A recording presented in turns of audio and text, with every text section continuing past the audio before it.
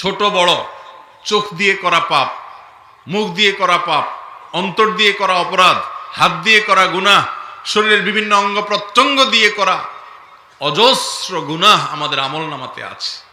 ভাইরা আমার, কেরামান কাতিবিন লিখে যাচ্ছেন, অগণিত পাপের পাহাড় হয়ে যাচ্ছে। কত গীবত, কত শিকায়েত, কত মানুষের পিছনে পরনিন্দা, কত মানুষকে কটু কথা, কত মানুষকে গালি দেওয়া, কত মানুষকে বাজে কথা বলা, কত মানুষকে নিয়ে বাজে চিন্তা করা, কত মানুষের অধিকার নষ্ট করা, কত নামাজ নষ্ট করা, কত নামাজের মনোযোগ নষ্ট করা, কত আল্লাহর হক নষ্ট করা, কত রমজানকে বরবাদ করা, কোরআনের কত হক নষ্ট করা, নবী করিম সাল্লাল্লাহু আলাইহি সাল্লামের কত অধিকার নষ্ট করা, মা বাবার সাথে কত বেয়াদবি, বড়দের সাথে কত অসম্মান, ওলামাদের প্রতি কত অবজ্ঞা, হাজার হাজার পাপের বোঝা আমাদের মাথার উপর। ভাইরা আমার, এই পাপগুলোকে যদি আমরা দেখতে পেতাম যে কি পরিমাণ অপরাধ, কি পরিমাণ মামলার ফাইলের স্তূপ আমাদের মাথার উপর পড়ে আছে, তাহলে আল্লাহর কসম আমাদের এই মুখে খাবার উঠতো না, এই চোখে ঘুম আসতো না, পাগল পরা হয়ে যেতাম। কিন্তু আলামুল গায়েব, অদৃশ্যের জগতের ব্যাপার, দেখা যায় না। আর এই জায়গাটাতেই আমরা বেশিরভাগ মানুষ ধোকায় খেয়ে যাই। শয়তান আমাদেরকে এই সুযোগে তার অনুসারী করে ছাড়ে। যত গুনাহ আছে, যত অপরাধ আছে, এগুলো থেকে যদি মাপ পেয়ে নিজের প্রোফাইলকে ক্লিন করে পরিচ্ছন্ন করে যদি দুনিয়া থেকে যেতে চান, এই সব গুনাহ রিমুভার, গুনাহ দূরকারী আমলগুলো বেশি বেশি করতে হবে। আল্লাহ তাআলা আমাদের সবাইকে দুনিয়াতে জীবদ্দশাতে সমস্ত পাপাচার সমূহগুলোকে আল্লাহর কাছ থেকে ক্ষমা চেয়ে, ক্ষমা করিয়ে এগুলোকে আমাদের প্রোফাইল থেকে, হিসেবের খাতা থেকে, আমলনামা থেকে পরিপূর্ণরূপে মুছে পরিষ্কার করে তারপর আল্লাহর কাছে যাওয়ার তৌফিক দান করুন। কিয়ামতের ময়দানে সেদিন আল্লাহ তাআলার কাছে ইস্তিগফার বা তওবা করে আর ক্ষমা পাওয়ার সুযোগ আর থাকবে না। আল্লাহ তাআলা কাউকে রহম করতে চাইলে করবেন, ভিন্ন কথা।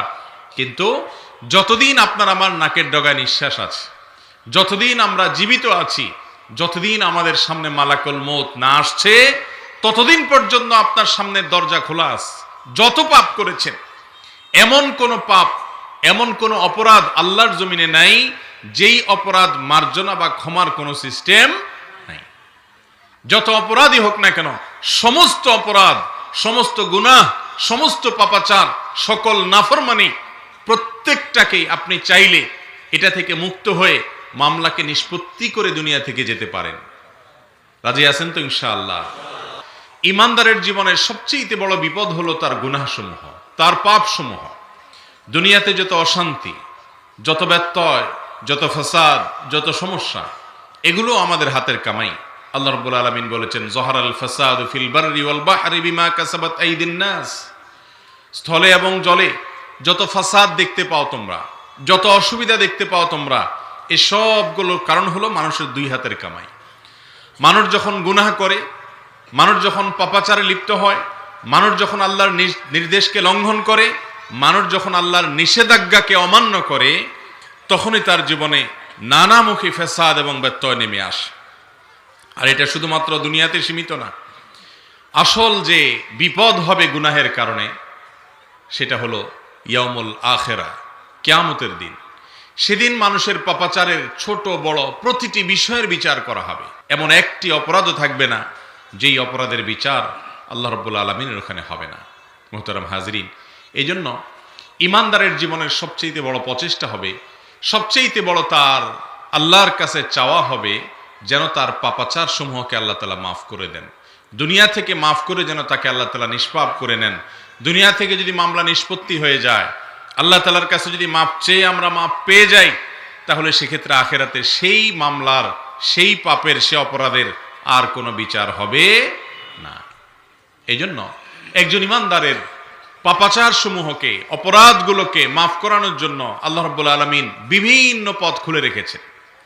নবী করিম সাল্লাল্লাহু আলাইহি সাল্লামের হাদিসের ভান্ডার ঘাটলে দেখা যায় অনেক আমল আছে যে আমলগুলোর মাধ্যমে বান্দার পাপাচার সমূহ, অপরাধ সমূহ, নাফরমানি সমূহ, গুনাহ সমূহ, এগুলোকে আল্লাহ রাব্বুল আলামিন মাফ করে দেন, মার্জনা করে দেন, এগুলোকে আল্লাহ ডিলিট করে দেন, মুছে দেন।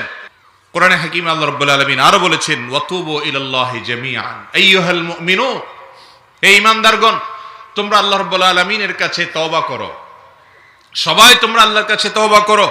ওয়া হুয়াল্লাযী ইয়াকবালুত তাওবাতা আন ইবাদিহি ওয়া ইয়াফু আনিস সাইয়্যাত, তিনি ওই সত্তা যার কাছে বান্দা তওবা করে ফিরে গেলে তিনি তার তওবা কবুল করেন এবং সমস্ত পাপাচার সমূহ মাফ করেন। আল্লাহ রাব্বুল আলামিনের কাছে সমস্ত পাপাচার সমূহ থেকে মাপ পাওয়ার সবচেয়ে বড় এবং প্রধান এবং মূল মাধ্যম হলো ইস্তেগফার করা।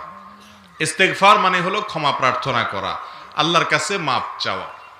নবী করিম সাল্লাল্লাহু আলাইহি সাল্লাম ইরশাদ করেছেন, সহিহ মুসলিমে হাদিসটি বর্ণিত হয়েছে, বুখারীতেও বর্ণিত হয়েছে, যে আল্লাহর কোনো বান্দা যখন কোনো পাপ করে, অপরাধ করার সময় তার হয়তো মাথায় ছিল না, শয়তানের পালায় পড়ে অপরাধটা করে ফেলেছে, এরপরে তার যখন আল্লাহর কথা স্মরণ হয়েছে, সঙ্গে সঙ্গে সে আল্লাহ তাআলার কাছে মাপ চেয়েছে, ক্ষমা চেয়েছে এবং ক্ষমা চেয়ে আল্লাহর কাছে ফিরে এসেছে।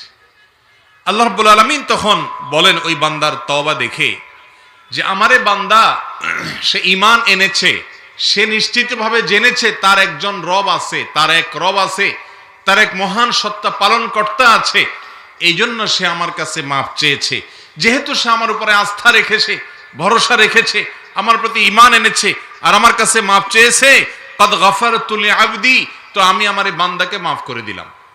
সাইয়্যিদুল ইস্তিগফার, যত ক্ষমা প্রার্থনার দোয়া আছে এর মধ্যে সবচেয়ে শ্রেষ্ঠ দোয়া এটি। নবী করিম সাল্লাল্লাহু আলাইহি সাল্লাম এই দোয়া শিক্ষা দিয়েছেন আমাদেরকে। এই সাইয়্যিদুল ইস্তিগফার পড়ার পর যদি কারোর মৃত্যু হয়, মওত হয়, তো আল্লাহ রাব্বুল আলামিন তাকে সরাসরি জান্নাত দেন, সমস্ত গুনাহ মাফ করে দেন। আল্লাহুম্মা আনতা রাব্বি, সাইয়্যিদুল ইস্তিগফারের ভাষা দেখেন, আল্লাহুম্মা আনতা রাব্বি, হে আল্লাহ আপনি আমার রব, আপনি আমার মালিক, আপনি আমার পালনকর্তা, আমি আপনার গোলাম। খালাকতানি, আপনি আমাকে সৃষ্টি করেছেন, ওয়া আনা আবদুক, আমি আপনার গোলাম, ওয়া আনা আলা আহদিকা ওয়া ওয়া'দিকা মাস্তাতা'ত, আপনি যে আমাকে আপনার রব হিসাবে আমার কাছ থেকে যে স্বীকৃতি নিয়েছেন, আমার কাছ থেকে যে ওয়াদা নিয়েছেন যে আমি আপনার কথা মেনে চলবো, আমি চেষ্টা করেছি, যতটুকু সম্ভব হয়েছে সে অনুযায়ী চলেছি। আবু উলাকা বিনিআমাতিকা আলাইয়া, আপনি আমাকে অগণিত নেয়ামত দিয়ে রেখেছেন, কত নেয়ামতের মধ্যে আমি আছি। ওয়া আবু উলাকা বিযামবি, আর আমি এই কথারও স্বীকার করি যে আমি অনেক পাপ করছি এত নেয়ামত পাওয়ার পরেও। ফাগফিরলি, অতএব আপনি আমাকে মাফ করে দিন। ফাইন্নাহু লা ইয়াগফিরুয যুনুবা ইল্লা আনতা, কারণ আপনি ছাড়া আর কেউ ক্ষমা করতে পারে না অপরাধ সমূহকে। তো এইভাবে আল্লাহর কাছে মাপ চাইবেন, যখনই কোনো অপরাধ হয়ে যাবে আল্লাহর কাছে মাপ চাইবেন। অপরাধের মাপ চাওয়ার মাধ্যমে আল্লাহর কাছ থেকে ক্ষমা চাওয়া যায়।